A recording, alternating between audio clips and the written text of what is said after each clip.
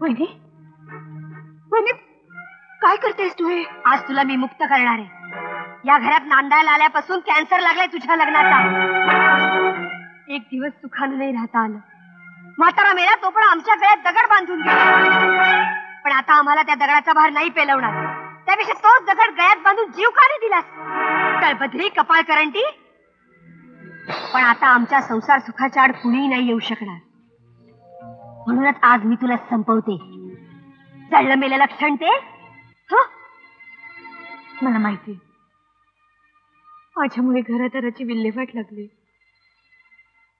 वहिनी, मला मारण्याने तुम्हाला सुख मिळत असेल तर तुम्ही मला मारा. तुला मारून तुरुंगात कडी फोडायला जाण्याची काय मूर्ख नाहीये मी. तुला आत्महत्या करायची स्वतःच्या हातानं. रॉकेल तर मी ओतलंच आहे, पण काडी पेटवायचं काम मात्र तुलाच करायचंय. अगदी स्वतःच्या हातानं सगळी लक्षणं मिटवायची, संपवायची. हो बहिणी, जे मला यापूर्वीच करायला हवं होतं ते मी आत्ता करायला तयार आहे. आणा ती काडीपेटी. आधी या कागदावर लिही की मी स्वतःच्या मर्जीनं स्वतःच्या जीवाला कंटाळून आत्महत्या करते आणि यात कुणाचाही दोष नाही.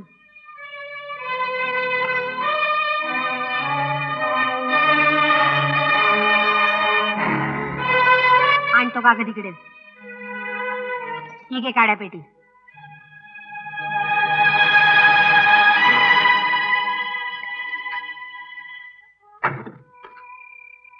बाबा, खबरदार मला बाबा म्हणशील तर. माझ्या पोटची लेक इतकी नालायक निघेल याची कल्पना नव्हती मला. तुझी सगळी कारस्थानं समजलेस. नीच, नालायक, बेशरम. काय झालं? जावई बापू, वर आणि काय झालं म्हणून विचारताय? तुम्ही ताईला छळलं. तुम्ही या मंदिराचं स्मशान बनवलं. तुम्ही चोराचे गुलाम झालात. आणि ही तुमची बायको आज ताईला जाळायला निघाली होती. काय काय अपराध आहे या निष्पाप जीवाचा? काय सुमंत, एवढी नालायक निघालीस? आजपर्यंत तुझं सगळं ऐकलं आणि आज ताईच्या जीवावर उठलीस.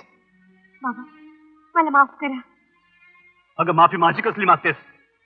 माफी मागायची असेल तर या देवीची माग, नाही, जिची तू घोर विटंबना केलीस. ही माफी मागायच्या लायकीची सुद्धा नाहीये. चला तर घराबाहेर काढतो तुला.